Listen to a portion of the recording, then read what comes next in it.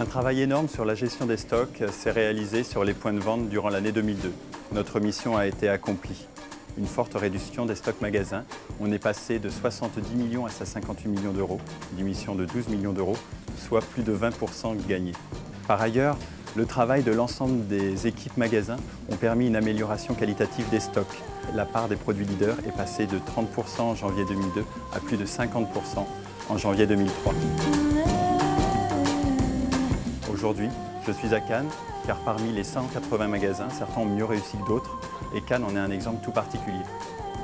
Un taux de couverture à 40 jours, un taux de présence supérieur à 99,5%, nous allons vous communiquer la recette de notre succès. J'ai été surprise que le magasin de Cannes ait été choisi pour parler de la réduction des stocks. Je dois vous avouer que ça n'a jamais été un objectif ni une priorité. En revanche, une chose que je ne supporte pas, c'est de rater une vente.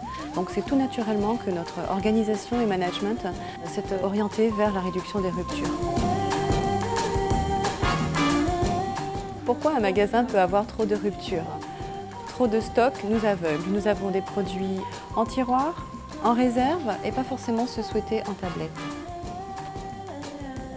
Par manque de visibilité, on ne peut pas voir de suite les produits qui disparaissent. Donc c'est tout naturellement que cette année, nous avons décidé de travailler sur l'optimisation de nos stocks.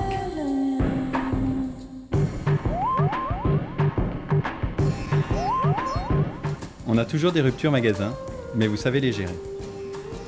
Dès que je reçois mon vente énorme, je vérifie toutes mes normes. Les leaders un peu plus souvent en fonction de l'actualité, plan média, animation et surtout je liste toutes mes ruptures. Nous avons des ruptures entrepôts, fournisseurs, des problèmes de normes, des ventes exceptionnelles, de la démarque. En tant que directrice, j'exige que les ventes ratées soient notées et si la cliente le permet, nous prenons ses coordonnées afin de la rappeler des réceptions du produit en magasin. Finalement, ne rater aucune vente nous oblige à recontacter la cliente, ce qui nous permet de fidéliser encore plus notre clientèle. Maîtriser les stocks en magasin, c'est possible, ce n'est pas extraordinaire. Ce qu'il l'est, c'est d'y penser tous les jours pour une maîtrise parfaite des flux. Pour avoir un stock juste, nous nous imposons de faire des IP régulièrement. En priorité, nous traitons les ruptures. C'est simple et rapide.